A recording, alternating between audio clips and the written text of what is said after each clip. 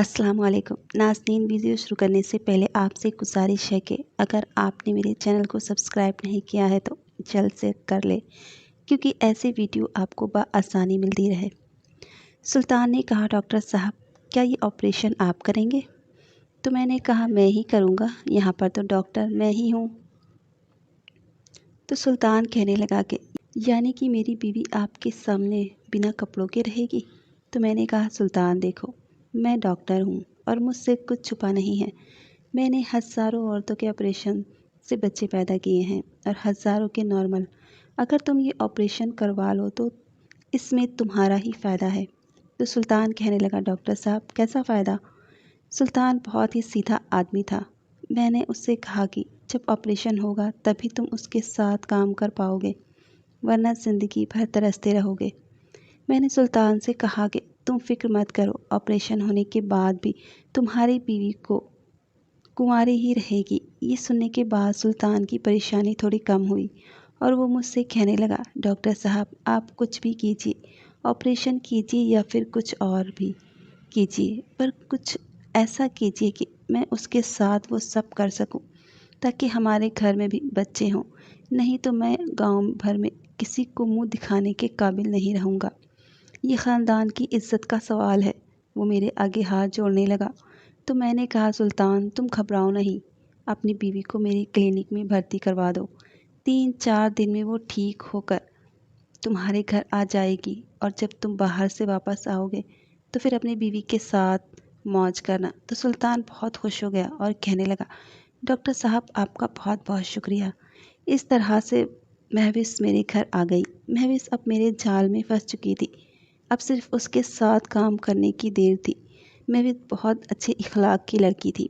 एक ही दिन में वो मुझसे खुलकर बातें भी करने लगी थी।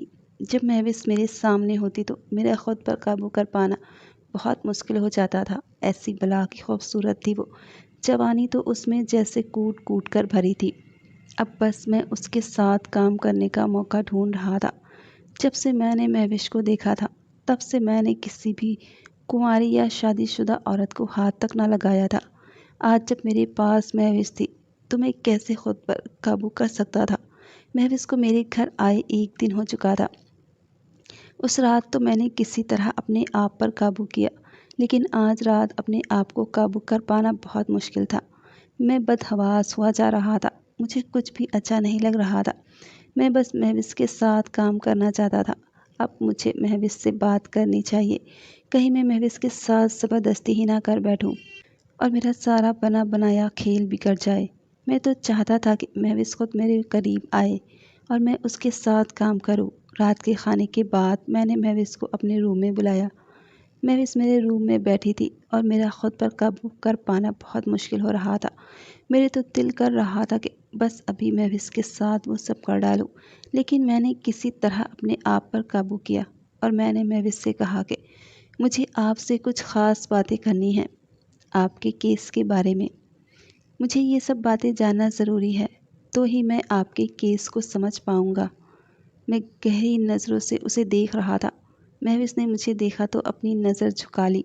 बेझिझक महविस के पूरे बदन को देख सकता था। उफ़ कितनी खूबसूरत लग रही थी वो।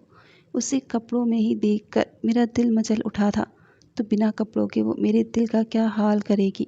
मैंने अपने आप को संभालते हुए कहा, महविस मैं जो आपसे कहने जा रहा हूँ सब बातें मुझे आपके शौहर के सामने पूछनी चाहिए थी। वैसे तो आपके शौहर ने मुझे सब बता दिया है, लेकिन आपके मुंह से भी सुनना चाहता हूँ कि क्या सच है और क्या झूठ। ये मेरा जानना बहुत ज़रूरी है। अपने शौहर के बिना शायद तुम अकेले में ये सब बातें मुझसे ज़्यादा बेहतर तरीके से कर सको। देखो महविश, तुम्हें मुझसे ज़रा भी शर्माने की ज़रूरत नहीं है। जो सच है तुम मुझे वो खुलकर बता सकती हो, क्योंकि मैं एक डॉक्टर हूँ। तो महविश कहने लगी, डॉक्टर साहब मेरे शौहर ने आपको क्या बताया है? तो मैंने कहा, महविश तुम्हारा शौहर तो कह रहा था कि तुम उसके साथ काम नहीं करती। जब वो तुम्हारे पास आता है तो तुम चिल्लाने लगती हो दर्द से, तो उससे मजबूरन तुम्हारे पास से हट जाना पड़ता है। तो महविश कहने लगी, डॉक्टर साहब वो झूठ बोल रहे हैं। किस लड़की को पहली बार में दर्द नहीं होता? मैं तो खुद तड़पती रहती हूँ काम करवाने के लिए, लेकिन उनसे कुछ होता ही नहीं। تو میں نے مہوش سے پوچھا، کیا نہیں ہوتا؟ بولو مہوش، مجھ سے کچھ چھپاؤ نہیں، میں ایک ڈاکٹر ہوں اور ڈاکٹر سے کچھ چھپانا نہیں چاہیے۔ تو مہوش کہنے لگی، ڈاکٹر صاحب مجھے شرم آتی ہے، یہ کہتے ہوئے کسی نے سن لیا تو؟ میں نے سارے کھڑکی اور دروازے بند کر دیے اور کہنے لگا، لو اب تو کوئی نہیں سنے گا، اور مجھ سے تو تم شرماؤ مت، ہو سکتا ہے تمہارا آپریشن کرتے وقت مجھے تمہارے کپڑے اتارنے پڑے۔ تمہاری ساس اور تمہارے شوہر سے میں نے اجازت لے لی ہے، انہوں نے کہا ہے کہ میں کچھ بھی کروں لیکن ان کے خاندان کو ایک وارث دے دوں۔ تو میں بھی شرماتے ہوئے کہنے لگی، ان سے کام نہیں ہوتا،